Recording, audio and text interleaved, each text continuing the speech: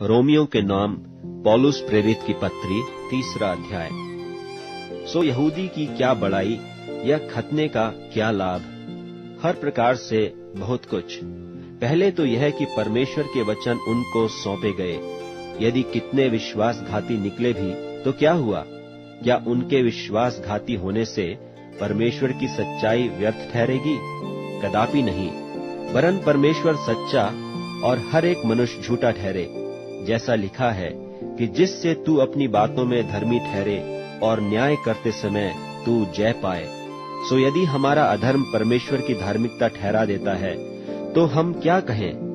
क्या यह है कि परमेश्वर जो क्रोध करता है अन्यायी है? यह तो मैं मनुष्य की रीति पर कहता हूँ, कदापि नहीं। नहीं तो परमेश्वर क्यों कर जगत का न्याय करेगा? यदि मेरे झूठ के कारण परमेश्वर की सच्चाई उसकी महिमा के लिए अधिक करके प्रकट हुई, तो फिर क्यों पापी की नाई में दंड के योग्य ठहराया जाता हूँ? और हम क्यों बुराई न करें कि भलाई निकले, जब हम पर यही दोष लगाया भी जाता है। और कितने कहते हैं कि इनका यही कहना है, परंतु ऐसों का दोषी ठहराना ठीक है। तो फिर क्या हुआ? क्या हम उनसे अच्छे हैं?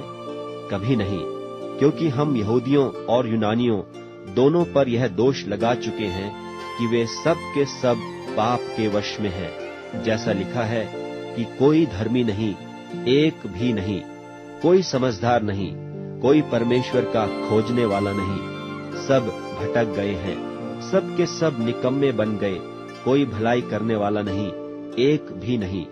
उनका गला खुली हुई कब्र है, उन्होंने अपनी जीभों से छल किया है। उनके होठों में सांपों का विष है और उनका मुंह श्राप और कड़वाहट से भरा है। उनके पांव लोहू बहाने को फुर्तीले हैं, उनके मार्गों में नाश और क्लेश है। उन्होंने कुशल का मार्ग नहीं जाना, उनकी आंखों के सामने परमेश्वर का भय नहीं। हम जानते हैं कि व्यवस्था जो कुछ कहती है उन्हीं से कहती है जो व्यवस्था के अधीन है, इसलिए कि हर एक मुंह बंद किया जाए और सारा संसार परमेश्वर के दंड के योग्य ठहरे। क्योंकि व्यवस्था के कामों से कोई प्राणी उसके सामने धर्मी नहीं ठहरेगा, इसलिए कि व्यवस्था के द्वारा पाप की पहचान होती है। पर अब बिना व्यवस्था परमेश्वर की वह धार्मिकता प्रकट हुई है जिसकी गवाही व्यवस्था और भविष्यद्वक्ता देते हैं, अर्थात परमेश्वर की वह धार्मिकता जो यीशु मसीह पर विश्वास करने से सब विश्वास करने वालों के लिए है। क्योंकि कुछ भेद नहीं, इसलिए कि सबने पाप किया है और परमेश्वर की महिमा से रहित हैं, परंतु उसके अनुग्रह से उस छुटकारे के द्वारा जो मसीह यीशु में है सेत मेत धर्मी ठहराए जाते हैं। उसे परमेश्वर ने उसके लोहू के कारण एक ऐसा प्रायश्चित ठहराया जो विश्वास करने से कार्यकारी होता है, कि जो पाप पहले किए गए और जिनकी परमेश्वर ने अपनी सहनशीलता से आनाकानी की, उनके विषय में वह अपनी धार्मिकता प्रकट करे।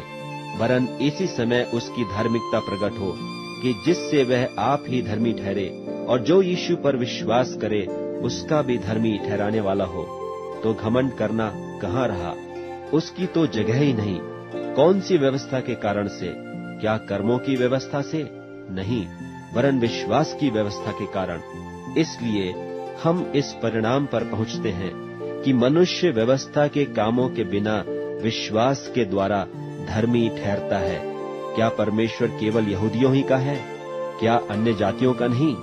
हाँ, अन्य जातियों का भी है, क्योंकि एक ही परमेश्वर है जो खतना वालों को विश्वास से और खतना रहितों को भी विश्वास के द्वारा धर्मी ठहराएगा। तो क्या हम व्यवस्था को विश्वास के द्वारा व्यर्थ ठहराते हैं? कदापि नहीं, वरन व्यवस्था को स्थिर करते हैं।